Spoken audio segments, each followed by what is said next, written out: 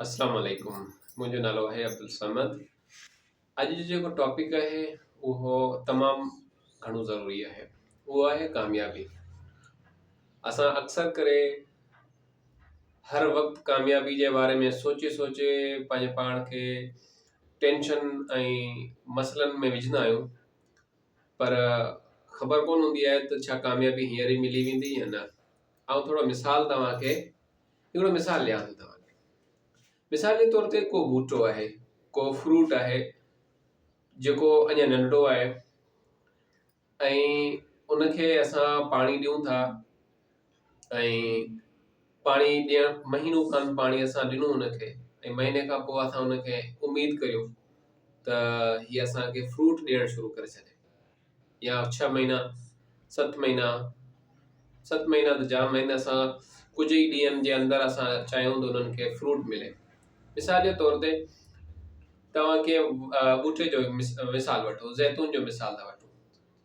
जेकॾहिं असां हिकिड़ो उहो हारी आहे जेको रोज़ पंहिंजे ॿूटे खे पाणी ॾिए थो ऐं चए थो ही अञा ताईं न फ्रूट कोन ॾिनो, अञा ताईं फ्रूट कोन ॾिनो, ऐं हू तंग थी करे फ्रूट न ॾियण जे करे हुन ॿूटे खे कढी थो छॾे।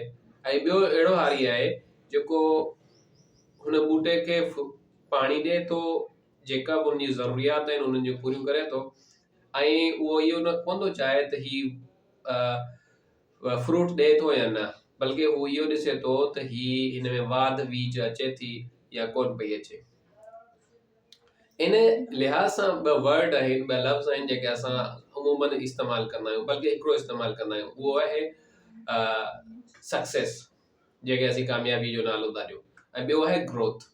ग्रोथ मतिलबु वाध वीज। The process of development is called growth. Growth थी सघे थी स्किल में, यानी हुनर में, कैरेक्टर में, असांजो जेको किरदारु आहे उनमें ग्रोथ अची सघे थी, उन खां अलावा नॉलेज में ग्रोथ अची सघे थी। असांजो जेको फोकस हुजणु खपे उहो ग्रोथ ते हुजणु खपे, मतिलबु असां पंहिंजे पाण खे इम्प्रूव कयूं, असांखे ॾिसूं था त असां छा नॉलेज में असां ग्रो कयो आहे, असां वाध वीज कई आहे, असां पंहिंजे पाण खे बहितर कयो आहे, या असां स्किल में यानी हुनर में असां पंहिंजे पाण खे वाध वीज कई आहे, असां पंहिंजे हुनर वधायो आहे, बहितर कयो आहे स्किल में।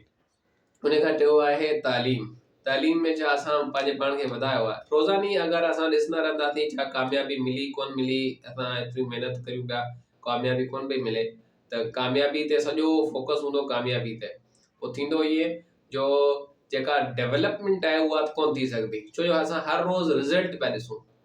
जेको सक्सेस आहे उहा असांजे हथ में कोन हूंदी आहे, उहा हूंदी आहे टाइम जे हथ में। टाइम असां जॾहिं उन स्किल खे, उन कैरेक्टर खे, उन नॉलेज खे एतिरो ग्रो कंदा आहियूं, उन ग्रोथ जे नतीजे में असांखे कामयाबी मिलंदी आहे, सक्सेस मिलंदी आहे। ऐं जेका ग्रोथ आहे उहा असांजे हथ में आहे। जेकॾहिं असां चाहियूं था ग्रो करणु, उहो चाहे किथे बि हुजे पंहिंजी ज़िंदगी में, असांजो फोकस हुजणु खपे त छा असां ग्रो करे रहियूं आहियूं।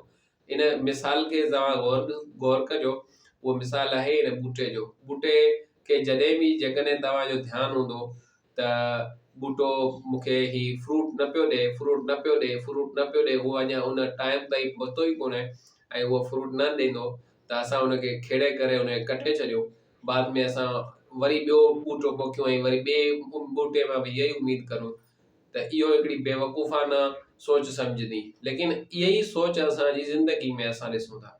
असां चाहियूं था कुझु अमल करण खां पोइ असांखे फौरन नतीजो मिले, फौरन कामयाबी मिले, लेकिन कामयाबी मिलंदी कोन्हे। त पोइ असां पंहिंजे उन ॿूटे खे, उन स्किल्स खे, कैरेक्टर खे या उन नॉलेज खे उते अध में कटे करे असां वरी नओं ॿूटो लॻाईंदा आहियूं। त इहो नंढिड़ो मैसेज हो जेको ग्रोथ ऐं सक्सेस जे बारे में हो। असांखे फोकस जेको आहे ग्रोथ ते करणु खपे, न त सक्सेस ते। सक्सेस कुझु टाइम खां पोइ मिलंदी आहे, उहो टाइम थी सघे थो साल हुजे, 2 साल हुजे, 4 साल हुजे, केतिरो बि थी सघे थो, लेकिन असांजो फोकस ग्रोथ ते हुजणु खपे। अस्सलाम वालेकुम, मुंहिंजो नालो आहे अब्दुल समद। Thank U.